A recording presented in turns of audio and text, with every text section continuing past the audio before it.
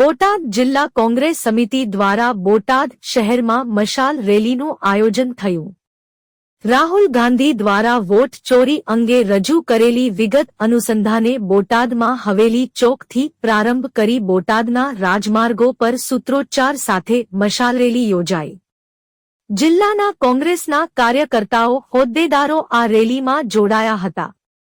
બોટાદ જિલ્લામાં કોંગ્રેસ પક્ષ દ્વારા મશાલ રેલીનું આયોજન કર્યું હતું।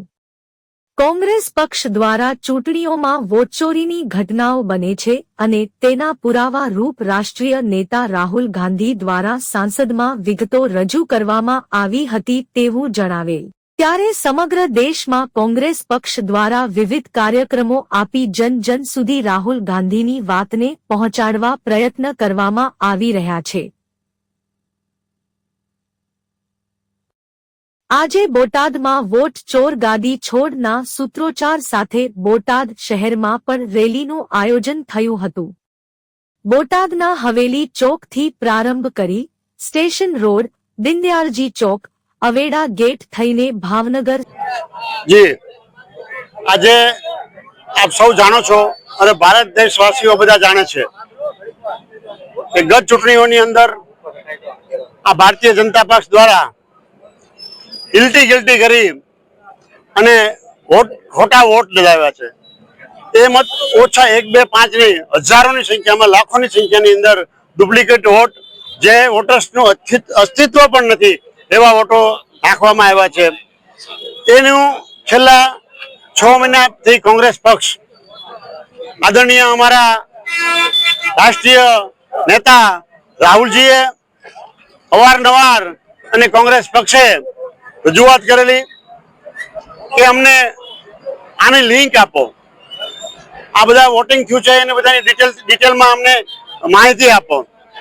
પણ આ વેચાઈ ગયેલા ચૂંટણી પંચે, દુઃખની વાત છે, ચૂંટણી પંચ એક નિર્દોષ અને ખેલદિલીપૂર્વક હોવું જોઈએ।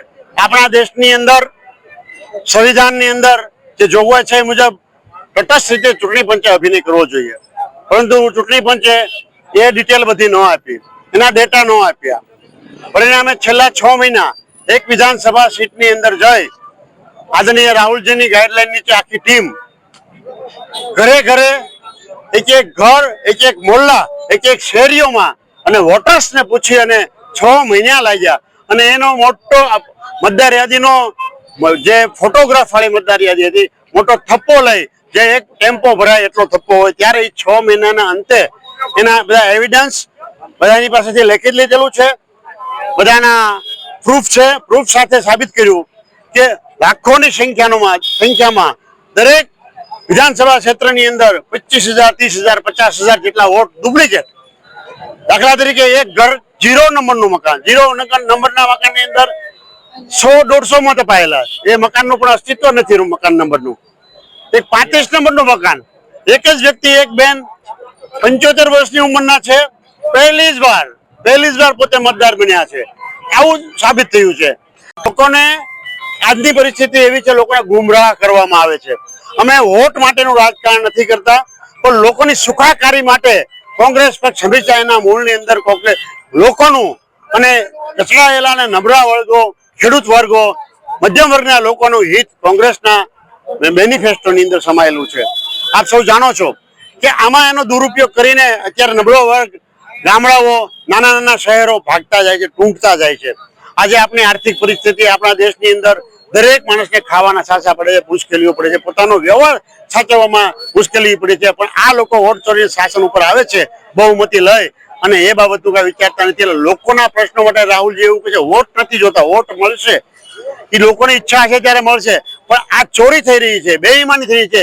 અને આપણે બાબા આંબેડકર સાહેબે જે સંવિધાનની રચના કરી છે, સંવિધાનનું આમ ઉલ્લંઘન થઈ રહ્યું છે અને આ સંવિધાનના બધે નેવે મૂકી, નિયમો બધા નેવે મૂકી અને બધી વસ્તુ એકદમ પોતાની મનસ્વી રીતે વર્તન થઈ રહ્યું છે। ત્યારે આપણે આપણા સૌ ભારત દેશવાસીઓએ અને આપ સૌ મીડિયાને હું પણ કહું છું કે બધાનો આપણે નૈતિક જવાબદારી છે કે આપણે એક સાચી વાતને લઈને અને નીતિમત્તાનું રાજકારણ કરવું જોઈએ અને લોકોની સમક્ષ મૂકવું જોઈએ। એટલા માટે અમે રેલી કાઢી છે, એનું એક અવેરનેસ માટેની રેલી છે અમારી।